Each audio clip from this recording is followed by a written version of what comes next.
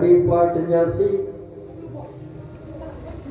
कडी काळ त्यासी न पाहे दृष्टी रामकृष्ण उच्चार अनंतरासी तप पापाचे कळप पळती पुढे हरी हरी हरी मंत्र हा शिवाचा मनती देवाच्या तया मोक्ष ज्ञानदेवा पाठ नारायण नाम पाविले उत्तम निजस्थान हरिमुखे मना पुण्याची गणना कोण करी पांडुरंगा करो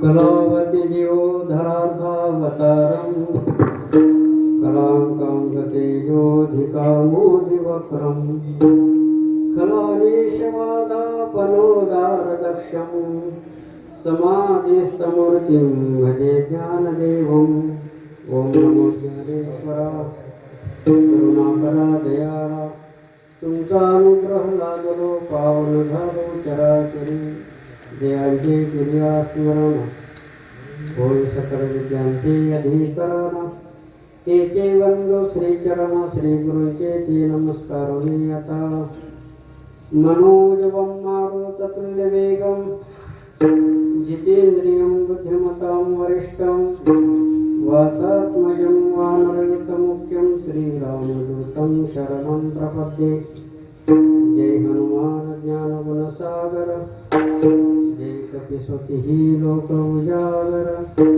रामदूत तुलित बलधामा अंजनी पुत्र पवन सुत नामा आता वंदुरंग भूमिका कीर्तने उभे होती लोका ताळ मृदंग श्रोते देखा तया माझे नमन दंडवत ऐसे नमन करुणी सकळा हरी कथा बोले बोबड्या बोला अज्ञान म्हणून आपल्या भाडा चालवी सकळा नामा म्हणे मस्तक हे पायावर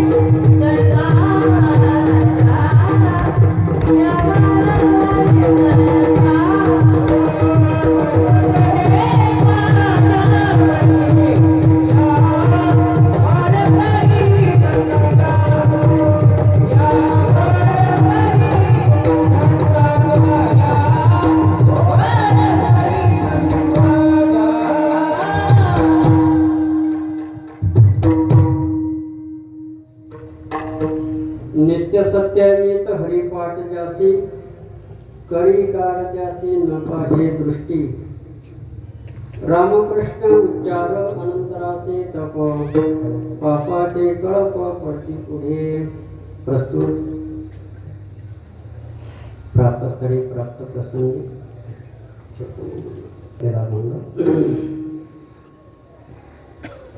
संत हृदय सम्राट साधकांचे मायबाप योग्यांची माऊली वैष्णवांचे मुकुटमणी सकळ कंठभूषण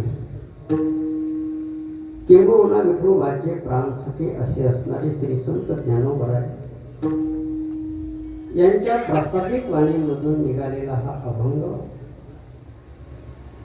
जवळजवळ सर्वांच्या पाठांतर असणार, किंबहुना वारकऱ्याच्या दृष्टीने त्यांच्या नित्यनेमातला दररोज म्हटल्या जाणारा हरिपाठ, त्या हरिपाठामधला 14व्या क्रमांकाचा अभंग आहे. हा अभंग आपल्यापुढे सेवेकरता घेतलेला आहे.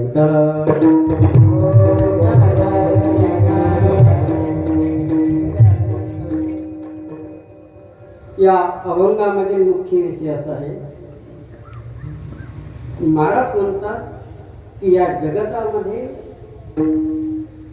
ज्या काही वस्तू आपल्याला दिसत असतील त्या असत्य आहे. नित्य असणारा फक्त परमात्मा आहे. असा नित्य असणारा परमात्मा, त्याचं चिंतन जर केलं तर आपल्यावरती कडी काळाची भीती राहणार नाही.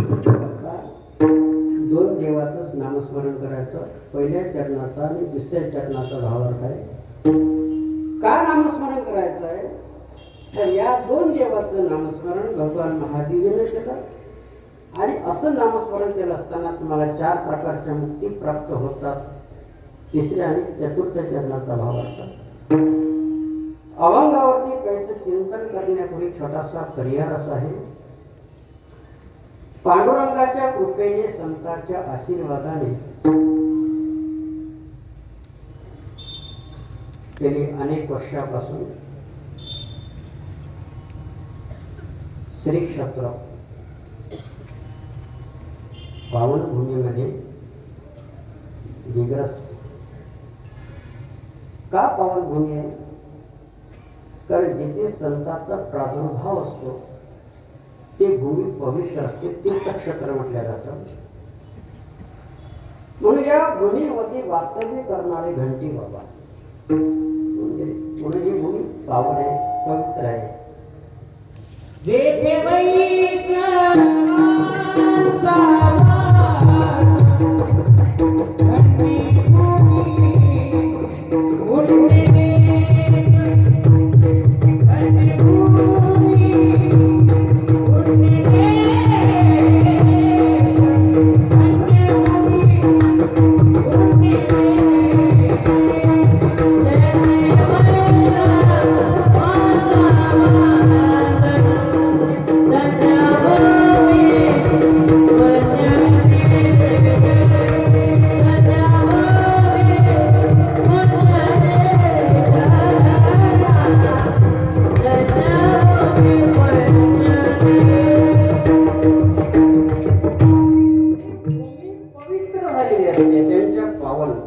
अशा पावनभूमीमध्ये गेली अनेक वर्षापासून श्री संत सद्गुरू गजानन महाराज यांच्या त्या दरबारामध्ये त्यांचंच प्रागट्य निमित्ताने आपल्या दिग्रसमध्ये नाही, महाराष्ट्रामध्ये नाही तर संपूर्ण भारतामध्ये गजानन महाराज यांचं प्रागट्य हा उत्सव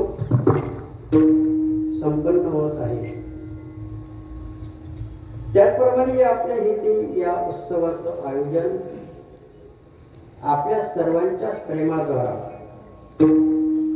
या कार्यक्रमाचं आयोजन आहे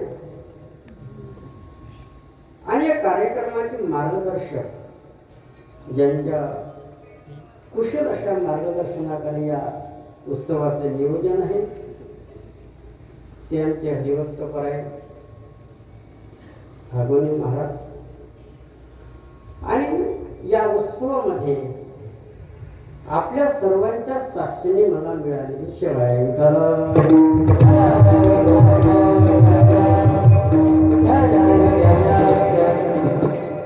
या उत्सवामध्ये श्रीमद भागवत महापुराण आहे. या कथेचे प्रवक्ते आहेत भागवताचार्य रमाकांतजी व्यास. मला वाटते 2002 मध्ये नवरात्र उत्सवामध्ये त्यांची एकदा कथा झालेली, मी तेव्हा आलो होतो. त्याच्यानंतर आता ही दुसरी कथा आहे त्यांची आपल्या दिग्रसमध्ये. त्यावेळेस मी येऊन गेलो आणि 3-4 वर्षापूर्वी मुसाजी महाराज यांच्या पुण्यतिथी निमित्ताने मी तिथे कथा केलेली आहे. हा परत योग आलेला आहे. या उत्सवामध्ये सुंदर असे गायक गंधर्वासारखे भागवतामध्ये सुंदर वर्णन केलेलं आहे. पण आता एवढा मोठा श्लोक सांगत बसत नाही. आपल्याकडे फक्त एक तास सोडलेला आहे. त्याच्यापैकी सुखदेवजी महाराजांनी असं वर्णन केलेलं आहे. गायनाचार्य कोण, मृदंगाचार्य कोण, कीर्तनामध्ये बसलेले कोण आणि कीर्तनकार कोण, हे सगळे कोण आहे? देव आहे. लावणी, मृदंग, सुखीताड, घोष, शेऊ, ब्रह्मरस आवडीने गंधर्वासारखे गायक आहेत. काय गायक आहे मला सुंदर.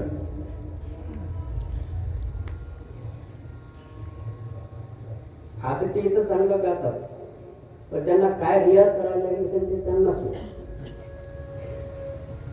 आपले मृदंगाचार्य इंद्रासारखे वाजतात. 14 पप्पाजी वाजवणारे बनले. 14 सर्वात पहिले पप्पा वाजवला इंद्र, नंतर अर्जुन आला. आता यादी सांगत नाही. त्याच्यापैकी एक बोल जेव्हा गुरुवर्य पांडुरंग महाराज पप्पा शिकायचे तेव्हा आम्ही पप्पा शिकलो. भागीरथचा जर हा बोल बसला तर कमीत कमी इंद्रायणीच्या घाटावर 5 तास बसावं लागते. आणि दुसऱ्या दिवशी बाबाच्या पुढं बोल वाजवण्याकरता गेला की येळी हडत बाबाच्या आता तो रियाज करण्याकरता किती त्रास होतो. आता तुम्ही वाचून कौतुकानं पाहता. खऱ्याच टाळ्या झाल्या पाहिजे यांच्याकडे.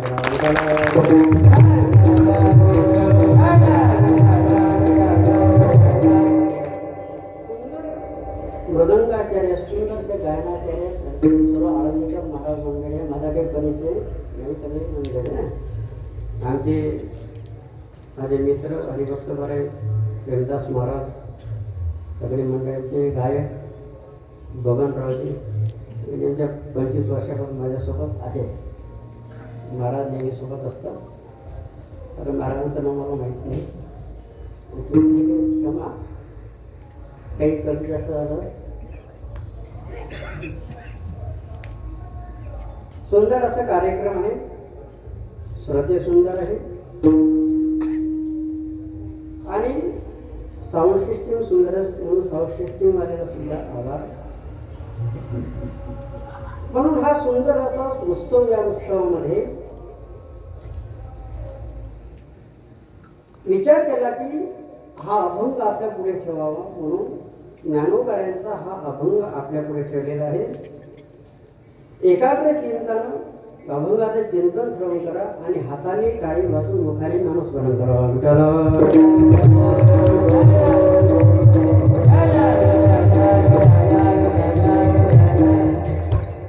ज्ञानोबाऱ्यांचे 4 ग्रंथ आहेत. आता एकाग्र चित्ताने चिंतन श्रवण करा. ज्ञानोबाऱ्यांचे 4 ग्रंथ आहेत. पहिला ग्रंथ आहे ज्ञानेश्वरी, दुसरा ग्रंथ आहे अमृतानुभव, तिसरा ग्रंथ आहे चांगदेव 65 आणि चौथा ग्रंथ आहे हरिपाठ. किंबहुना जगतामध्ये 4च प्रकारचे वर्ग आहेत. पहिला वर्ग आहे पामर, दुसरा वर्ग आहे जिज्ञासू, तिसरा वर्ग आहे ज्ञानी आणि चौथा वर्ग आहे योगी. ज्ञानोबांनी या 4ही लोकांना उद्देशून 4 ग्रंथ तयार केले. ज्ञानीपुरुषाकरता ग्रंथ तयार केला अमृतानुभव, जिज्ञासू करता ग्रंथ तयार केला ज्ञानेश्वरी, योग्याकरता ग्रंथ तयार केला चांगदेव 65 आणि तुमच्या आमच्या पामराकरता ग्रंथ तयार केला हरिपाठ.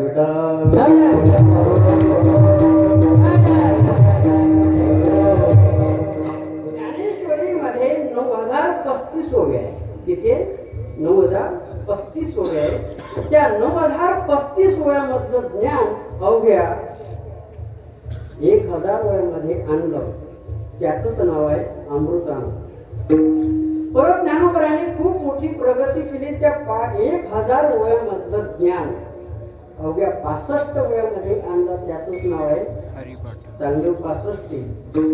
परत ज्ञानोबराने प्रगती केली. त्या 65 वयामधलं ज्ञान अवघ्या 27 अभंगामध्ये आणलं त्याचंच नाव आहे हरिपाठ विठ्ठला.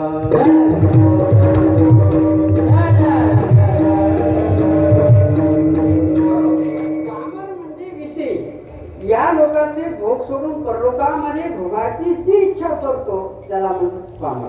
अंगमनाची रुचावी म्हणजे पामराचं वर्ण आहे. म्हणून ज्ञानोबरायांनी हे चारही ग्रंथ लिहित असताना सगळीकडे विचार केला आहे. कारण संत महात्म्यांना चारही युगाचं ज्ञान संतांना आहे.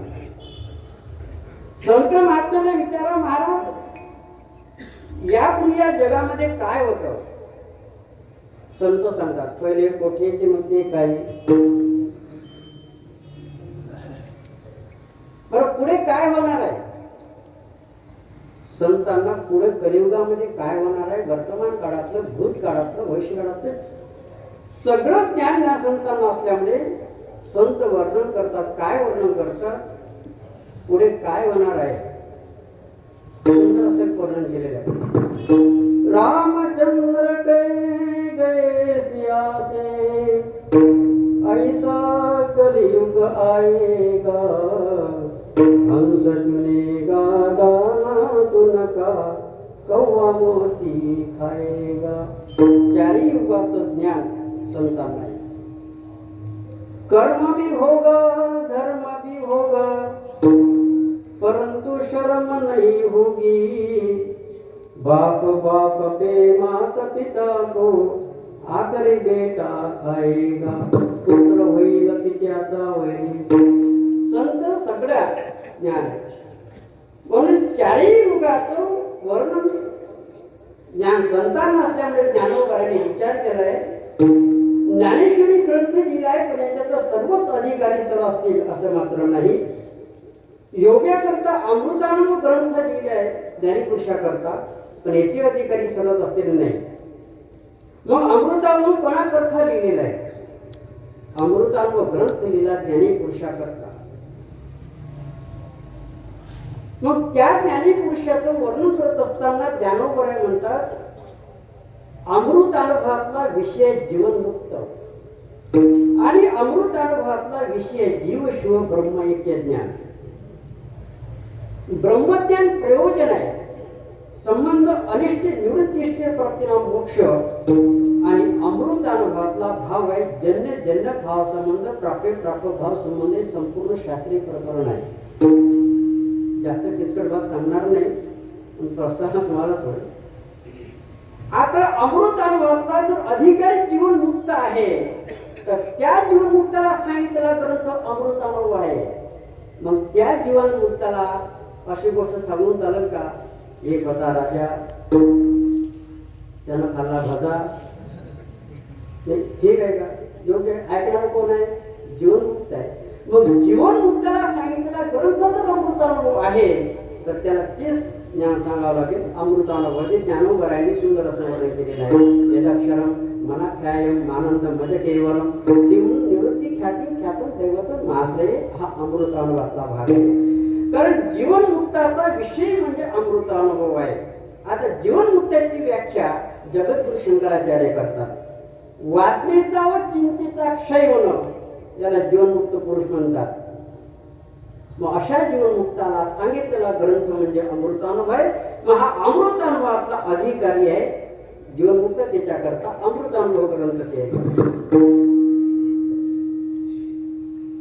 चांगदेव 65 ग्रंथ तयार केलाय. चांगदेव 65चा अधिकारी कोण आहे, कोणाकरता तयार केले चांगदेव 65 की जेव्हा ज्या चांगदेव महाराजांना 1400 वर्ष जगून त्याला एक पत्र लिहिता आलं नाही. ते पत्र कोरं पाठवलं.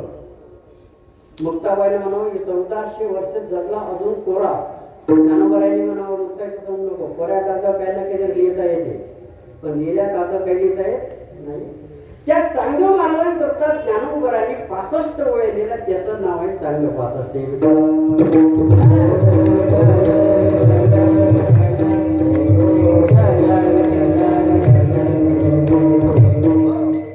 म्हणून चांगलं 65 मधला पहिला नंबरचा अधिकारी कोण आहे?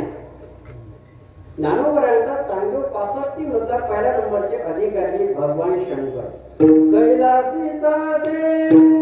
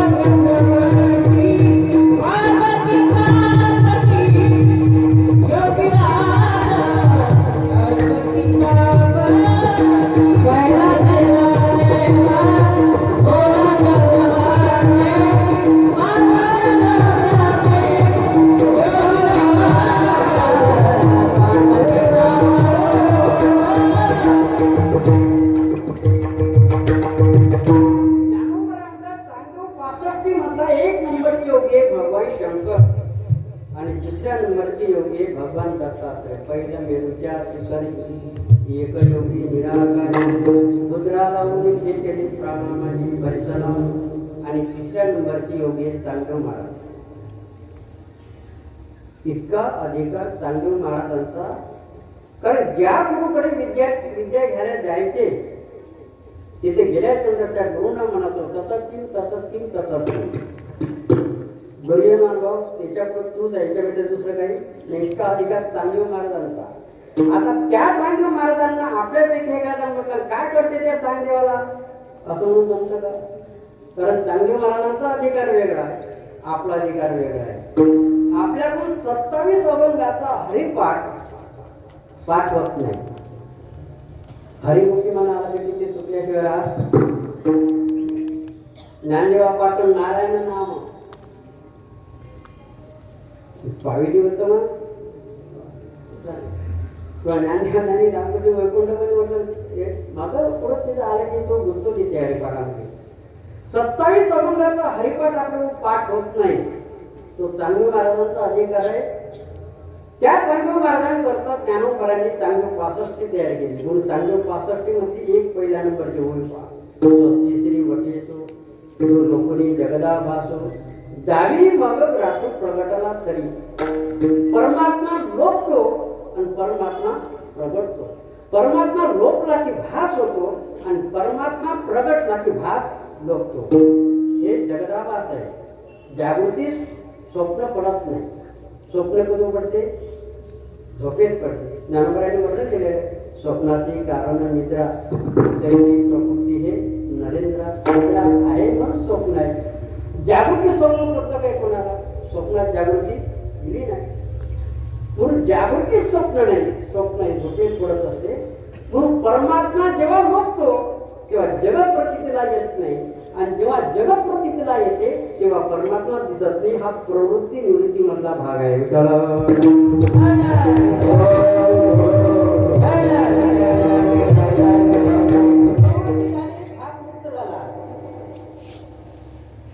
प्रज्युता भास विचारसर ग्रंथामध्ये भाग आलेला आहे. कारण प्रवृत्ती झाली की भास मुक्त होतो. मग त्या चांगदेव महाराजांकरता ज्ञानोबरांनी चांगदेव 65 ग्रंथ तयार केला. कारण चांगदेव 65 अधिकारी वेगळा आहे, अमृतानुभवातला ग्रंथ अधिकारी वेगळा आहे आणि ज्ञानेश्वरी ग्रंथाचा अधिकारी वेगळा आहे. ज्ञानेश्वरी ग्रंथ जो लिहिला जिज्ञासू करता लिहिला. मग ज्ञानोबरांनी परत विचार केला की ज्ञानेश्वरी ग्रंथ लिहिला पण याचे अधिकारी सर्वच असतील असं मात्र नाही. कारण ज्ञानेश्वरीचा जो अधिकारी आहे तोच गीतेचा अधिकारी आहे. गीतेचा जो अधिकारी तो ज्ञानेश्वरीचा अधिकारी. गीतेचा अधिकारी कोण आहे? ज्ञानोबरायाने सुंदर वर्णन केलेलं आहे. परिस्नेहांच्या राया एके बापा धनंजय अर्जुनाला जे ज्ञान उपदेश करतात ज्ञानोबराय, त्या अर्जुनाचं वर्णन ज्ञानोबराय करतात. म्हणजे ज्ञात्याने ज्ञात्याचं केलेलं वर्णन जे आहे हे सार्थ वर्णन आहे. हे सार्थ वर्णन आहे, ते भावनानिष्ठ नाही, ते वस्तुनिष्ठ वर्णन आहे. आणि वस्तुनिष्ठ असलेलं वर्णन ज्ञानोबरायच्या अर्जुनाचं वर्णन करता काय? ही कृष्णस्ती की सागर हा अगस्तीची दुसरा, की ज्या अगस्तीने वाताती आताती इलोल यांना प्राशन करण्या मारण्याकरता समुद्र प्राशन केला, तसा हा अर्जुन आहे. त्याला राक्षस मारण्याकरता समुद्र प्राशन केला, परंतु भगवान अर्जुनाने कोणता समुद्र प्राशन केला? की भगवान परमात्म्याकडे ज्ञानाचा सागर असणारा ते एका आचमनामध्ये असा जो अर्जुन, त्या अर्जुना करता ज्ञानोबरायांनी ग्रंथ तयार केला. ज्ञानेश्वरी परिचय अधिकारी सर्वच असतील असं मात्र नाही. काय होते? विद्यार्थ्यांना 6 महिने प्रसाधन शिकवलं. 6 महिने प्रसाधन झाल्याच्या नंतर प्रसाधनाचा शेवट आहे.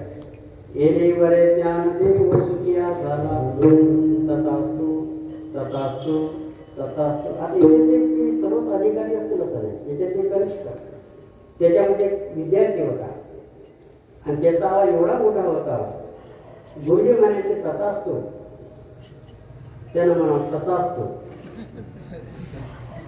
गुरुजी म्हणे बाबा तथास्तु म्हण, तो म्हणे तसा असतो. गुरुजी म्हणे तसा असतो तसाच नाही. 6 महिने झाले तुझ्यावर काही परिणाम झाला नाही आणि मी 6 महिने शिकून तुझ्या काही परिणाम करू शकलो नाही. तसा असतो तसाच मी. असा जर अधिकारी असेल तर त्याच्याकरता ज्ञानोबरायांनी विचार केला, याचाही अधिकारी मात्र नाही. तो ज्ञानोबरायांनी विचार केला की सर्वांकरता काय करावं, म्हणून तुमच्या आमच्या करता पामारा करता ज्ञानोबरायांनी घरे पाठीला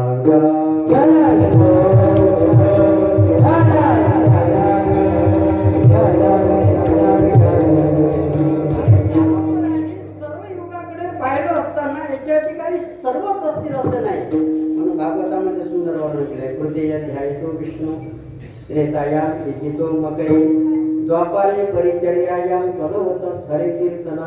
कलियुगामध्ये हरे कीर्तन म्हणजे परमात्म्याचे.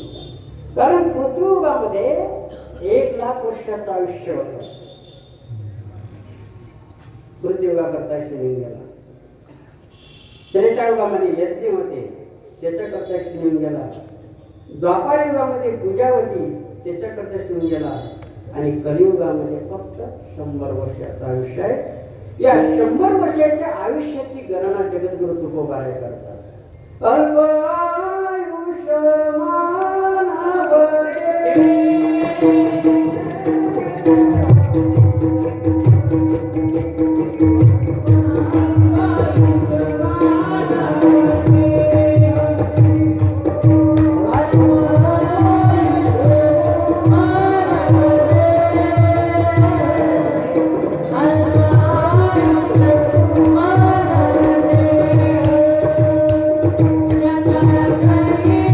Thank you.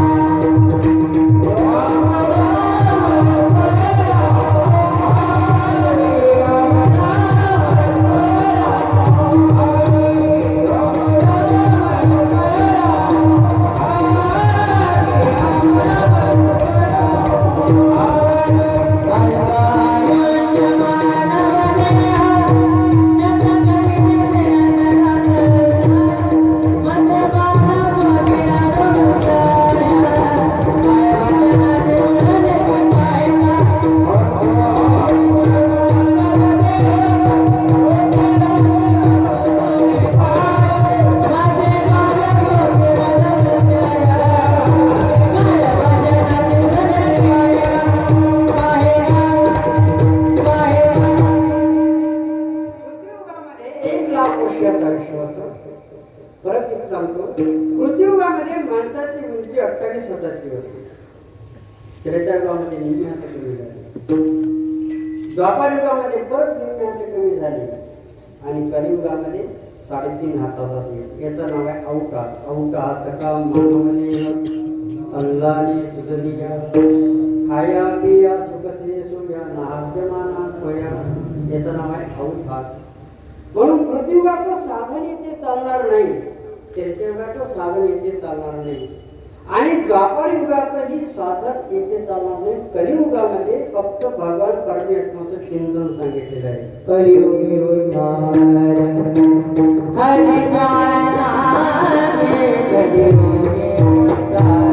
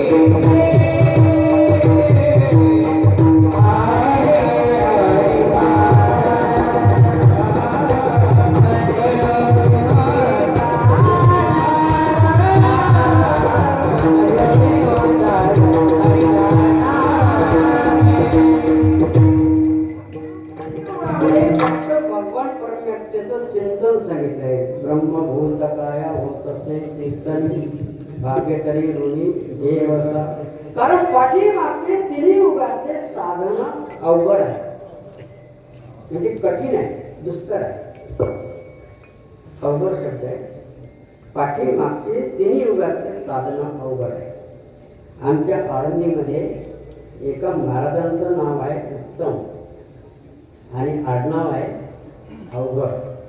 तर सगळे महाराज लोकांना माहीत आहे. ते एकदा आजारी पडले म्हणून त्यांना दवाखान्यात नेण्यात आलं. डॉक्टर म्हणले तुम्हाला ॲडमिट करावं लागते, तुमचा केस पेपर काढावा लागतो, तुमचं नाव सांगा. ते म्हटले अवघड आहे. डॉक्टर म्हटले कितीही अवघड असू द्या, नाव सांगा. ते म्हणे अवघड आहे. डॉक्टर म्हटले कोणत्याही भाषेत सांगा, इंग्रजीत सांगा, हिंदीत सांगा, आणखी पर्याय भाषेत सांगा, पण नाव सांगा. ते म्हणे अवघड आहे.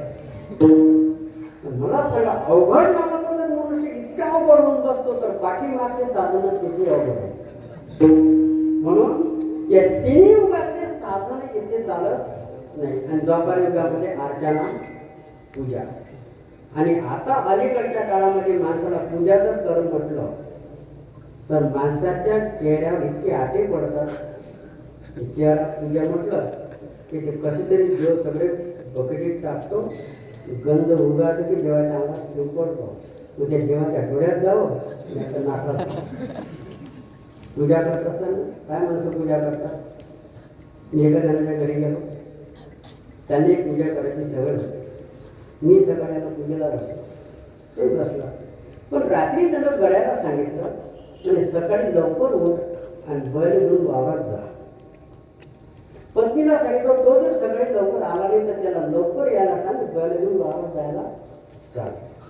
तो पूजेला बसला आणि त्याच्याकडे 2 फोटो होते. एक देवीचा फोटो होता आणि एक खंडोबाचा फोटो होता. मी आपलं बसलो, तोही बसला. त्यानं गंध उघडला हातावरती. नीट आहे का, नंतर लक्षात येईल तुमच्या. गंध उघडला, खंडोबाचा फोटो हातात घेतला आणि खंडोबाच्या फोटोला गंध लावत असताना बाहेर बैल नजर गेली. बैल बाहेर बांधलेले दिसले. तो गंध लावत असताना म्हटला या मूर्खाला सांगितलं तो बैल घेऊन वावरा.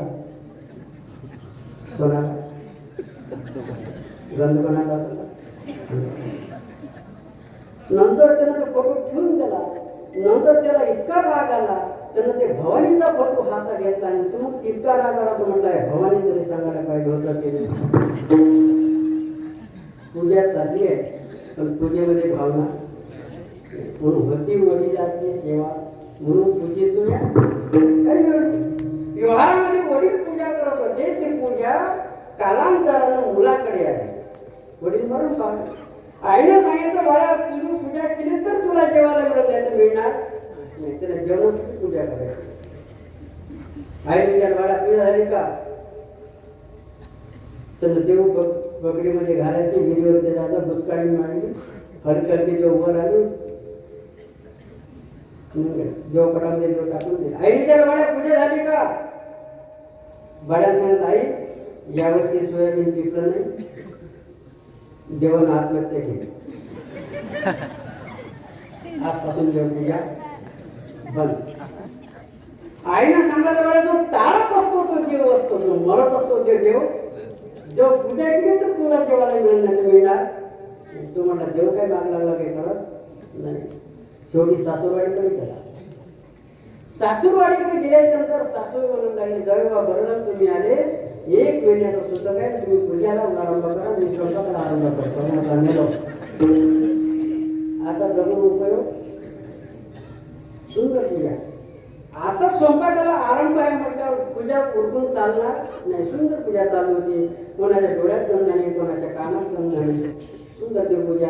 इतकी सुंदर देवपूजा करत असताना शेजारी म्हातारी तिथे येऊन बसली आणि म्हणत लागली कोण आज म्हणजे जवळ बोलावे कधी आले तुम्ही आत्ताच आले काय करता म्हणजे देवपूजा करता. ती तिथे येऊन बसली आणि म्हणाली जवळ तुम्ही किती सुंदर देवपूजा करता पण ही पूजा झाली की आमच्याकडे मेलो. हा देव काही मागं लागला काही कळत. आता देवपूजा करायची नाही. संध्याकाळची वेळ होती गावाच्या बाहेर गेला विहिरीमध्ये आत्महत्या करणार तेवढ्या शेजारी एक म्हातारी येत होती. म्हातारीनं बघितलं बाळा काही करू नको तू माझ्याकडे 30 एकर जमीन आहे मी तुला मुलगा म्हणते तसा काही काळजी करू नको. तो म्हटला मी काहीच करणार नाही. म्हातारी म्हणजे काहीच करू नको फक्त सकाळी उठला की देवपूजा मराला टेकला होता. देवपूजा होती पण भावना नव्हती. म्हणून तुकोबरा होता. तिन्ही युगाचे पाठीमागचे साधन या युगामध्ये चालत नाही. म्हणून तिन्ही युगाचे साधन वेगवेगळे आहेत. कृतियुगाचे साधन वेगळे आहेत. त्रेतायुगाचे साधन वेगळे आहेत आणि कलियुगाचे साधन वेगळे आहेत. म्हणून ज्ञानोबरा म्हणतात जसा अधिकारी असेल त्याप्रमाणे त्याला उपदेश करावा.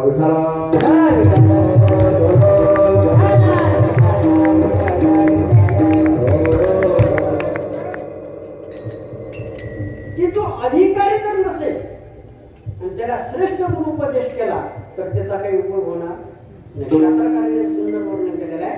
शास्त्रकार म्हणतात क्रोधी असेल अविश्वासी असेल मूर्ख असतील तर त्यांना अशांना ज्ञान सांगू नये. शास्त्रकार अज्ञेश विषय शास्त्र वृद्धेश तरुण विषय. कारण अज्ञ माणसाला शास्त्र हे विषयाप्रमाणे वाटते म्हणून यांना ज्ञान सांगू नये. एकनाथ महाराज म्हणतात या 4 लोकांना ज्ञान सांगू नये. क्रोधी अविश्वासी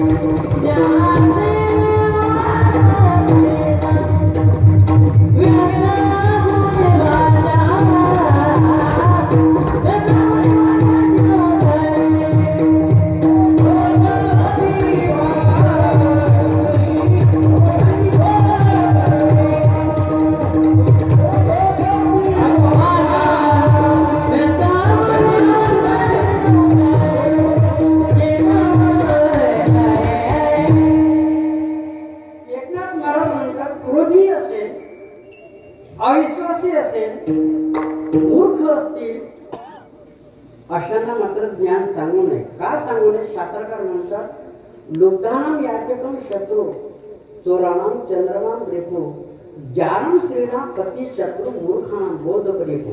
शास्त्रकार म्हणतात लोभी माणसाला दान मागणारा शत्रू दिसतो, चोरी करणाऱ्याला चंद्र हा शत्रू दिसतो, ज्या कर्म करणाऱ्या स्त्रीला पती शत्रू वाटतो आणि अज्ञानी माणसाला ज्ञान सांगणारा शत्रू दिसतो. पण या चार लोकांना ज्ञान सांगू नये आणि सांगण्याचा जर प्रयत्न केला तर शास्त्रकार म्हणतात तुमची अवज्ञा झाल्याशिवाय राहत नसेल. गुरुवर्य शांती ब्रह्म कुरेकर बाबा एक दृष्टांत सांगत होते. सांगतात एका जंगलामध्ये एका झाडाच्या फांदीवरती एक माकड आणि चिमणी राहतात. सुंदर दृष्टांत दिला शास्त्रज्ञांनी.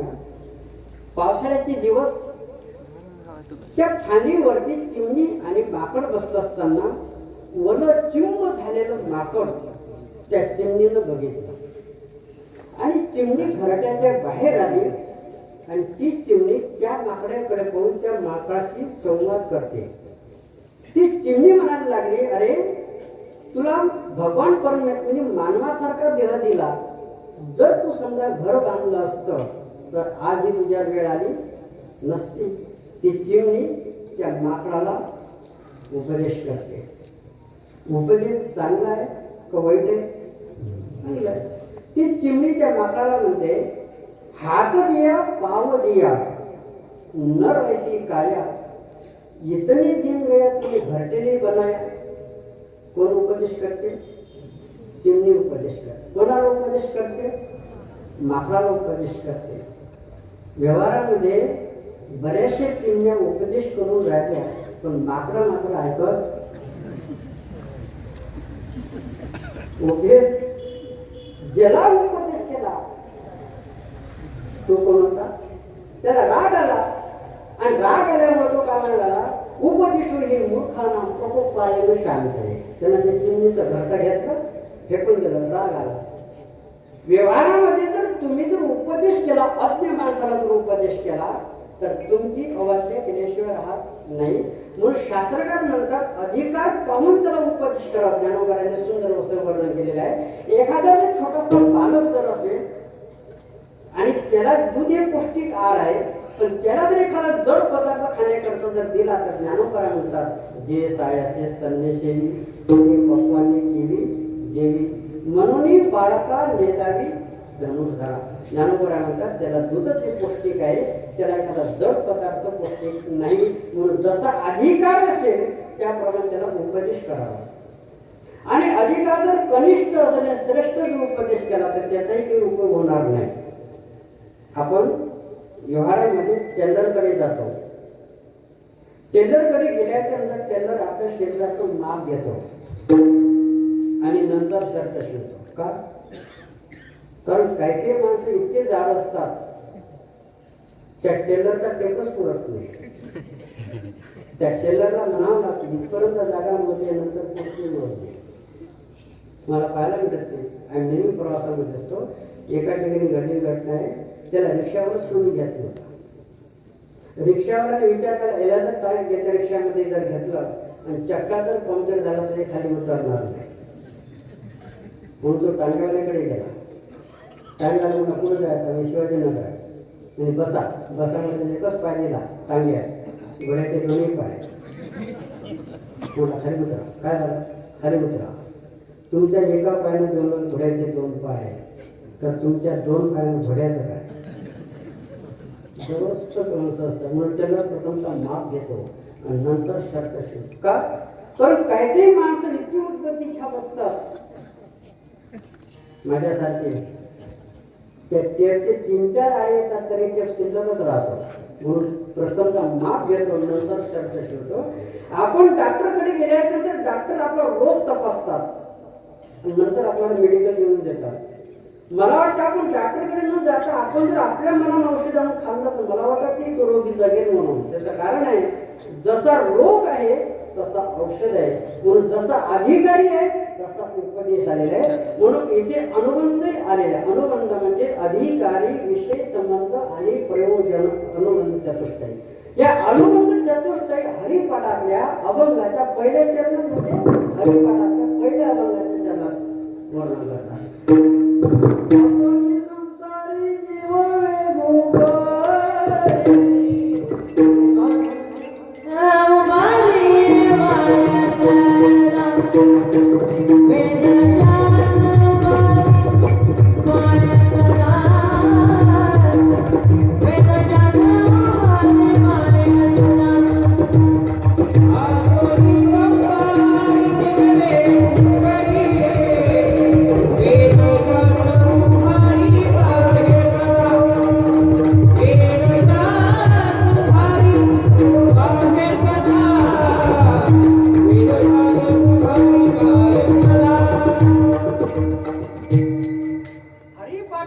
पहिला जो अभंग आहे त्याच्यामध्ये वर्णन केले असोनी संसारी जीववेगू.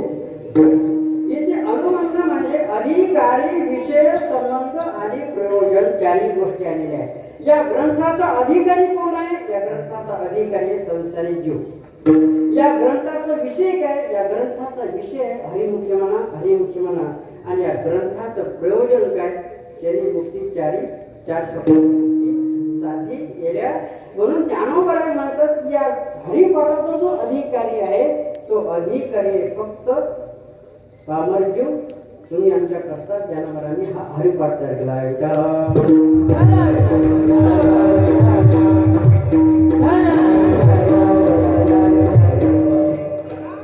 दोन गोष्टी याकडे आहेत, एक कर्मटळ आहे आणि एक मरणटळ आहे. कर्म टाळता येत नाही.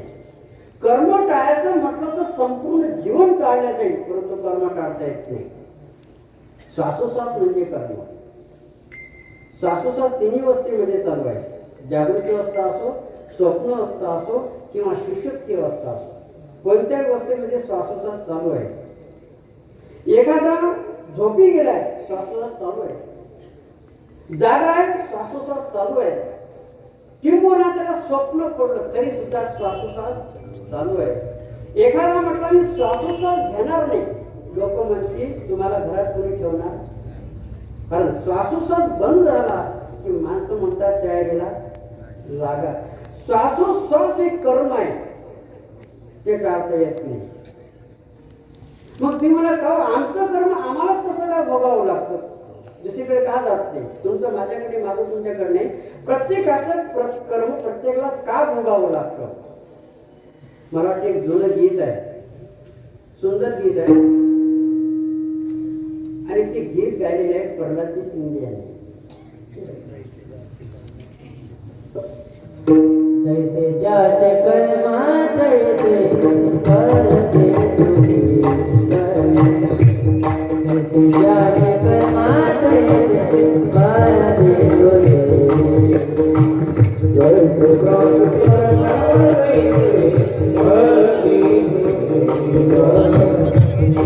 ज्याचे कर्मा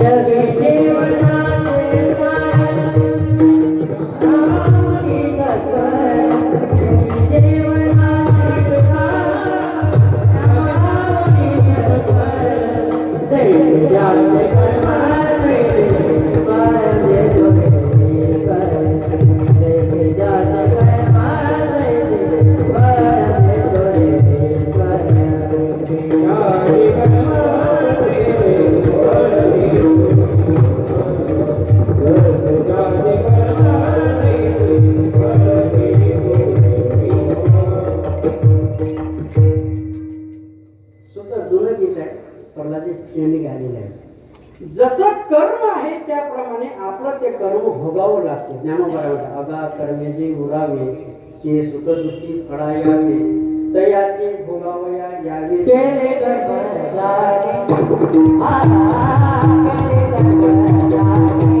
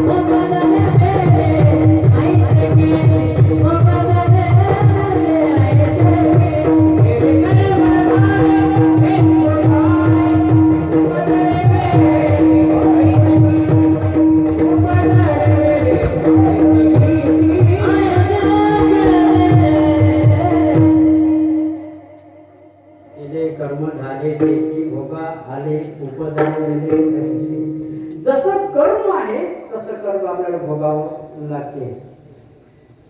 आणि कर्म भोगत असताना सर्वांच्या अनुभवातला येणारा क्षण आहे.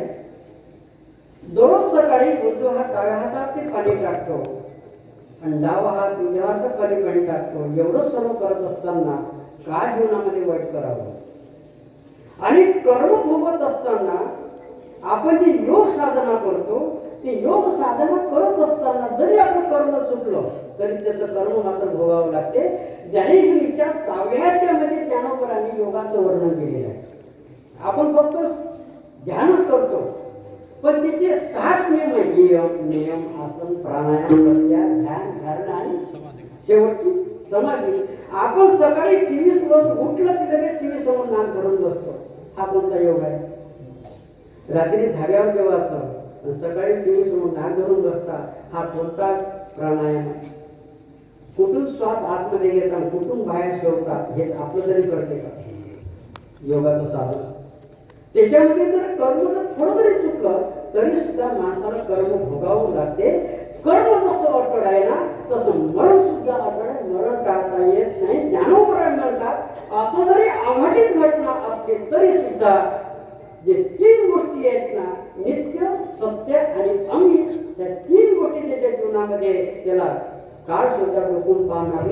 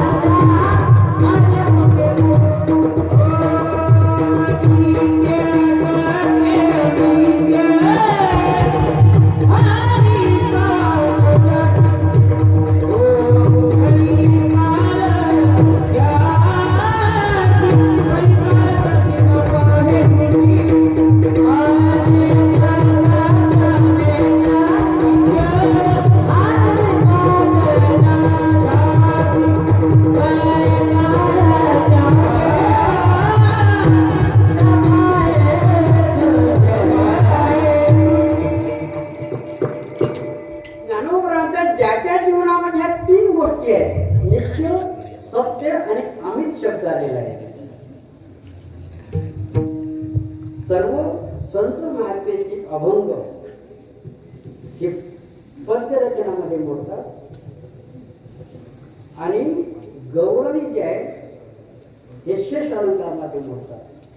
म्हणून नित्य जे पद्य अलंकार आहे, मग पद्य अलंकारामध्ये रचना करत असताना ज्ञानोबराय म्हणतात नित्य, जो नित्य आहे, सत्य आहे आणि अमित आहे, अशा नित्य आणि सत्य असणाऱ्या परमेश्वर चिंतन केल्याच्या नंतर तुमच्यावरती कडी काळाची भीती राहत नाही. नित्य या पदावरच आपलं कीर्तन संपणारे, जास्त पुढे जाणार नाही.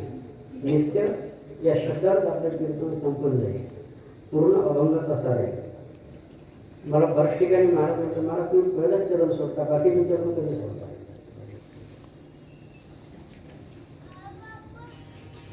आता फक्त ते नित्य या शब्दावरच कीर्तन संपणार आहे, बाकीचं पुढे काही जाणार नाही, कारण फक्त अर्धा तास राहिलेला आहे. नित्य त्याला म्हटलं जातं. मला सांगा, भूतकाळामध्ये आपण आहोत का? नाही. भविष्य काळामध्ये, वर्तमान काळामध्ये नाही, तिन्ही काळामध्ये आपण नाही. जिथे आपण नाही आहे त्याला नित्य म्हटलं जात नाही, अनित्य आहे. आणि परमेश्वराचं वास्तविक असं आहे की तो नित्य तिन्ही काळामध्ये तो आहे, सर्व ठिकाणी तो आहे. मला सांगा, 200 वर्षापूर्वी आपण आहोत का? नाही. 200 वर्षापूर्वी आपण नाही. मग भगवान परमात्म्याचं तो सर्व ठिकाणी ओतप्रोत भरलेला आहे. अनुरेणूमध्ये सर्व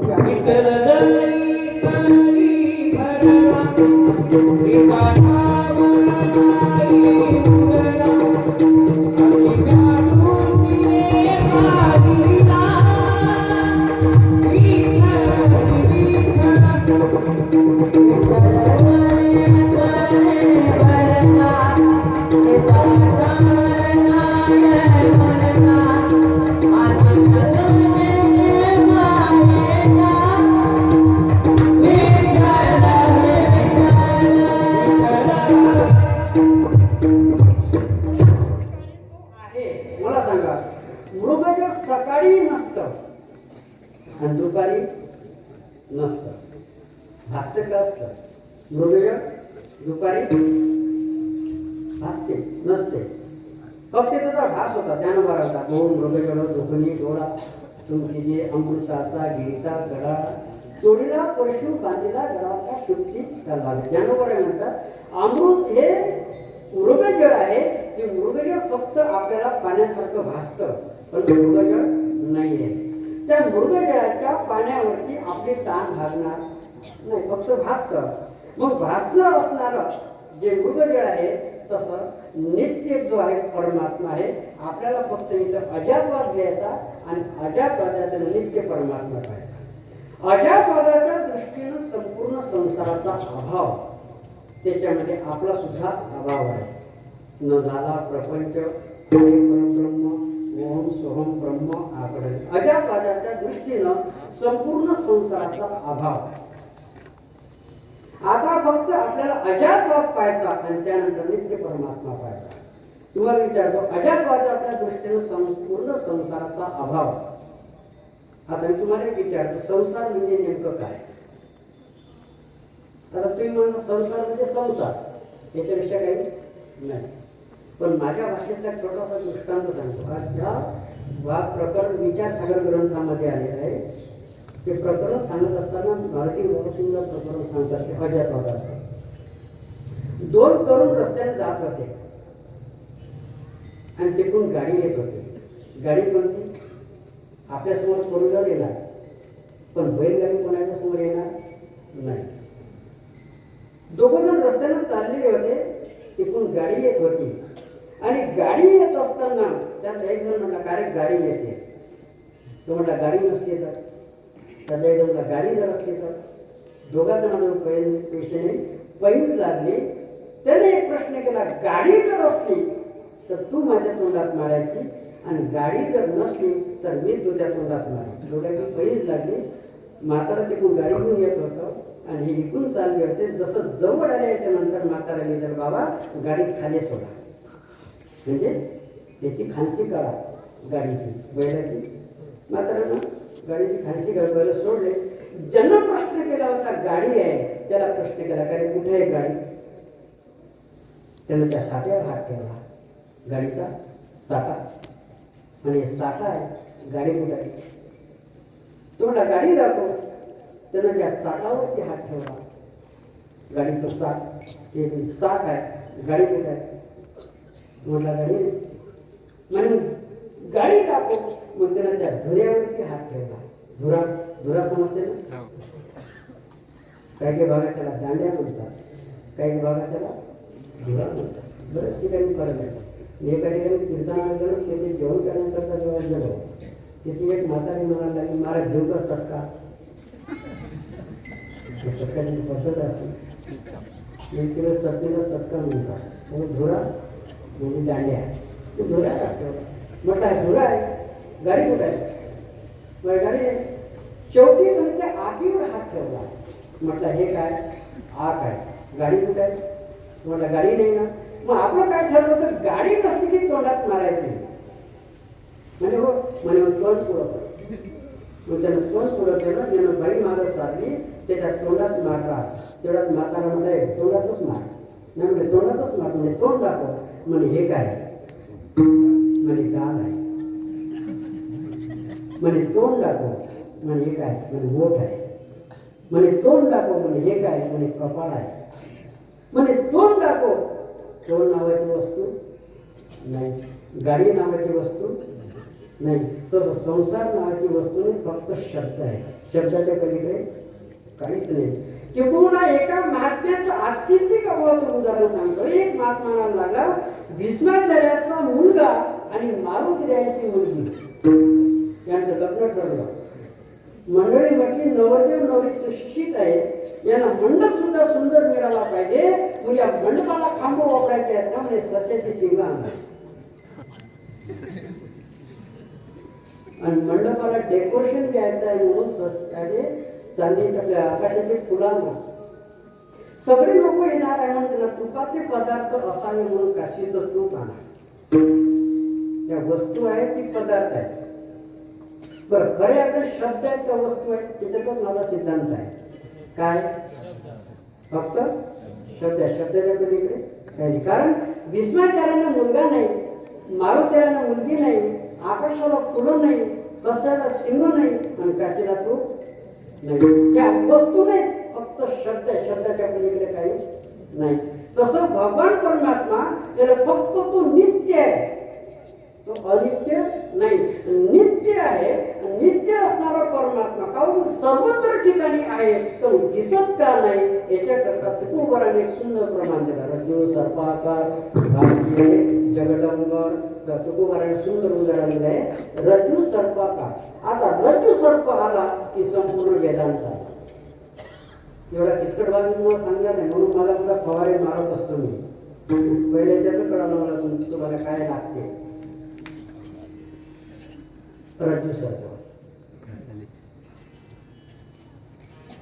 आपली तर घंटे बाबाची यात्रा भरते. माणसं पंढरपूरला आळंदीला जाणार नाही, पण यात्रेत गेल्याशिवाय राहत नाही. यात्रेत गेल्याच्या नंतर छोटंसं एक मुलगा घेऊन गेलं सोबत. आणि मुलाला सोबत गेल्याच्या नंतर तिथे नाना तऱ्हेचे दुकान होते, प्लॅस्टिकचे दुकान. त्या एका दुकानामध्ये त्या मुलाला एक साप दिसला. साप. त्या मुलांचा साप बघितला तसा म्हणला, बाबा एवढा साप धुवून द्या. मुलाला साप धुवून त्याला वडिलांना 10 रुपयाचा. उन्हाळ्याचे दिवस होते. मुलानं खिशात साप घातला, वडिलांना सोडून दिलं जपलेलं. घरी पळत सुटला. मुलांनी येतानाच विचार केला, आपण घरून यात्रेतून साप आणलेला आहे, घरी गेल्याच्या नंतर म्हाताऱ्याची काहीतरी नकल करावी. उन्हाळ्याचे दिवस, झाडाखाली म्हातारा झोपलेलं होतं आणि पोरगं तसं धावत आलं यात्रेतून. त्यानं खिशातून साप काढला आणि म्हाताऱ्याच्या समोर असा धरला. प्लॅस्टिकचा साप समोर धरला. ते प्लॅस्टिकचा साप पाहिल्याबरोबर म्हाताऱ्याने केले चांदीचे डोळे, पांढरे डोळे. म्हाताऱ्यानं पांढरे डोळे केल्याबरोबर मुलगा घाबरला. आणि मुलाच्या हातात लाथा त्या म्हाताऱ्याच्या छातीवरच पडला. पोरगं पळून गेलं. म्हातारा मधून मधून पाहायचं, चांदीचे डोळे करायचे.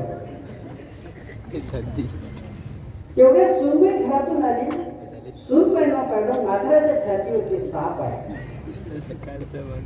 आता सुरमई खरी का खोटी? सुरमई खरी, पोरगा खरा, म्हातारा सगळं खरं. तेवढा फक्त साप थोडा लक्षात ठेवा. सुरमई घरातून आली, म्हाताऱ्याच्या छातीवरती साप आहे म्हणते. साप आणणारा लागली, साप मारणारा. आता साप मारला खरा तो जो आला साप घेऊन मारण्याकरता त्याला पाहिलं म्हाताऱ्याच्या छातीवरती साप आहे. तो म्हटलं म्हणजे लयच कठीण दिसते, 10चा आकडा त्याला म्हणजे केवढ्याचा घेऊन गेला. तेव्हा जे मंत्र टाकण्याकरता सुरुवात केली त्या सापावरती, आता मंत्र होते खरे, साप होता.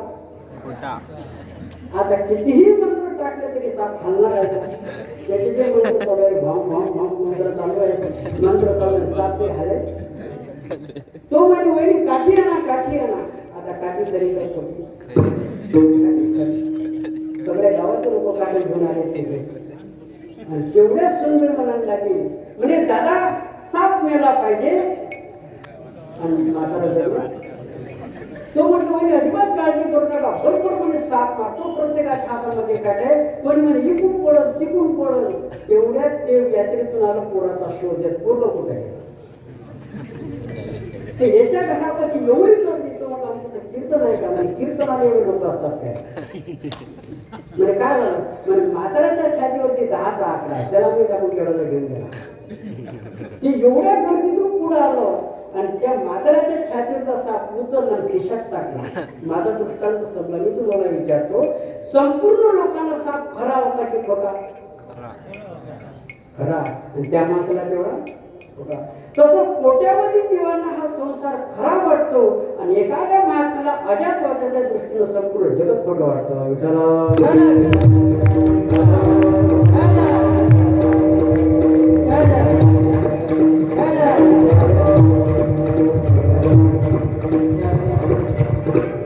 तो नित्य आहे, अनित्य नाही. म्हणून मरण जे आहे, मरण हे अटळ आहे, मरण काढता येत नाही. कारण हा लोक कळत आहे. तिथे गुरु नाही आली अवतार येरते पामर जीव किती. आपल्याकडून थोडी जरी मंडळी सोडली ना तर प्रत्येकाला देह मात्र इथं ठेवावा लागतो. त्या सिकंदर राजाचं चरित्र आहे, खूप सुंदर असं चरित्र आहे. तो सिकंदर राजा प्रत्येकाला विचारायचा मला मरण चुकवायचं आहे. मरण चुकवता येत. या जगताच्या इतिहासामध्ये ज्यांनी या इथं वास्तव्य केलं, ज्यांनी दिल्ली घडवली, ते युधिष्ठिर निघून गेले. मध्य प्रदेश ज्यांनी घडवला ते मानधाता निघून गेले. महाराष्ट्र ज्यांनी घडवला ते क्रांती निघून गेले. शिवाजी महाराज निघून गेले. आणि आत्ताच 2-4 दिवसांमध्ये की ज्यांना सगळ्यांचं प्रेम होतं, सगळ्यांना कल्पना आहे, ते दादा सुद्धा मरण अटळ आहे, मरण काढता येत नाही. कितीही टाळण्याचा प्रयत्न केला तर मरण टाळता येत नाही. रामसुख दासीचं एक वाक्य आहे. रामसुख दासी म्हणायचे की आयुष्यामध्ये गेलेलं वर्ष, गेलेला महिना, ऐकलेलं कीर्तन, घेतलेला श्वास, बोललेलं वाक्य हे शेवटचं आहे. मरण टाळता येत नाही.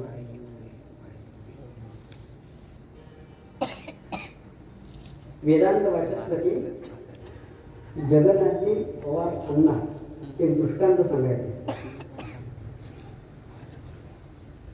लक्ष देऊन ऐकला तर तुमच्या लक्षात येईल. ते सांगायचे काय झालं, एका जणाची मोटरसायकल हरवली. ते मोटरसायकल हरवली म्हणून तो मशानामध्ये येऊन बसला. आता मशानामध्ये एकटा जात असते का? कोणीतरी या जगताच्या इतिहासामध्ये फक्त एकटा जाणारा फक्त नचिकेत. हा एकटा जाऊन बसला. जाणारे येणारे विचारे काय बाबा तू एकटा इथं मशानामध्ये काय येऊन बसला? तो म्हटला माझी मोटरसायकल हरवली. म्हणजे पोलिसाकडे तक्रार दे. तो म्हटला मी 8 दिवस झाले तक्रार दिली पण चोर ते सापडत नाही. म्हणून मी इथे येऊन बसलो की ज्याने माझी मोटरसायकल गेली असेल तो केव्हा ना केव्हा इथेच येणार आहे. कुठं? म्हणून सकाळी उठल्यानंतर पहिले देवाच्या दर्शनाला जात जा. नाही देवाच्या दर्शनात जाता आलं तर कमीत कमी मशानात तरी जात जा. का तर मशानाचे विचार माणसाला विलासी बनवत नाही, त्याला विरक्त बनवतात. म्हणून मरण जे आहे, मरण अटळ आहे, मरण टाळता येत नाही.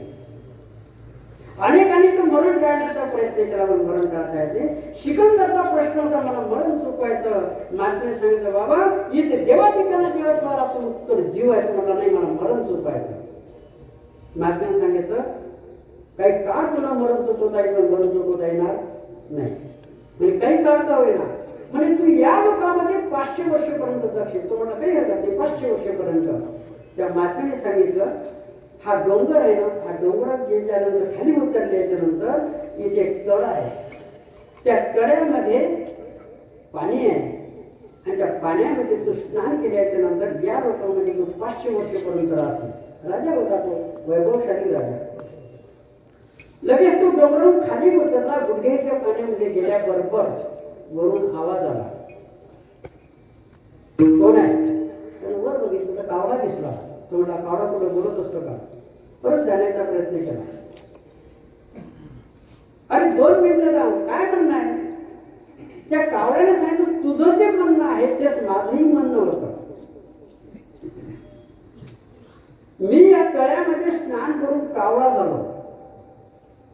कारण तू जसा विद्यमान राजा आहे तसा मी सुद्धा पाठीमागचा राजा होतो.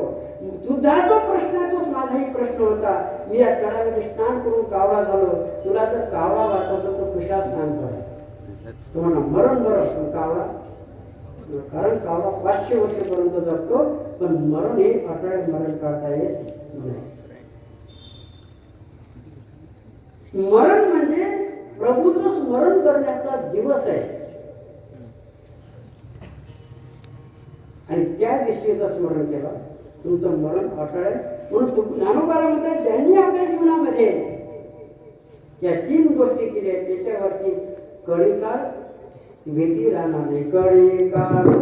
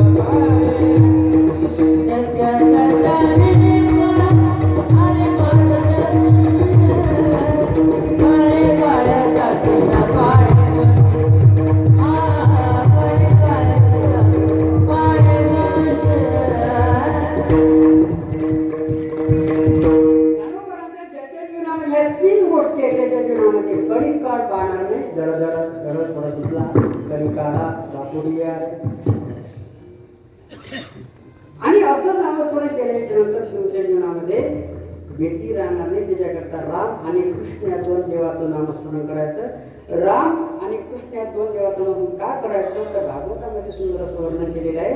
भगवान म्हणतात अर्जुनाला अर्जुना जे योग सांगितलेले आहेत ते योगाने तुला प्राप्त होणार नाही, फक्त मी तुला नामस्मरणाने मात्र प्राप्त होईल. आणि ते नामस्मरण कोणतं आहे तर राम आणि कृष्ण या 2 देवाचं नामस्मरण करायचं आहे. का नामस्मरण करायचं राम आणि कृष्ण तर राम म्हटलं की तोंड उघडतं आणि कृष्ण म्हटलं की जीवनामध्ये असणारं पाप जोडून जातं. राम ही गोष्ट वर्णन आलेलं आहे.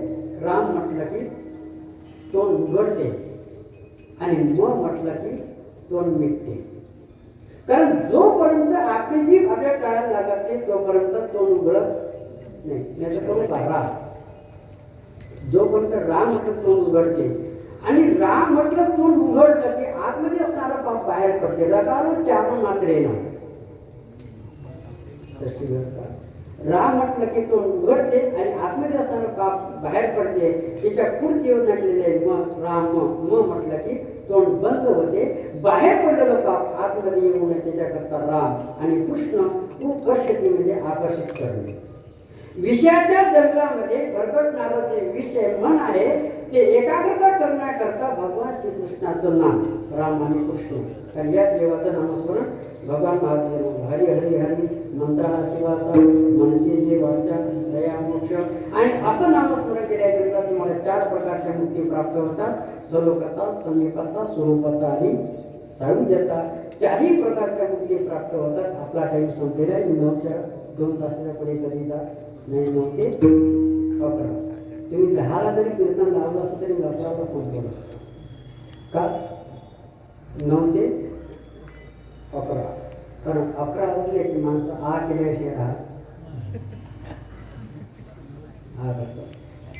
म्हणून या 3 चरणाचा भावार्थ शब्दशास्त्र सांगितलेला आहे. नित्य पदार्थ कोण सांगणार? विठोबा रघुनाथ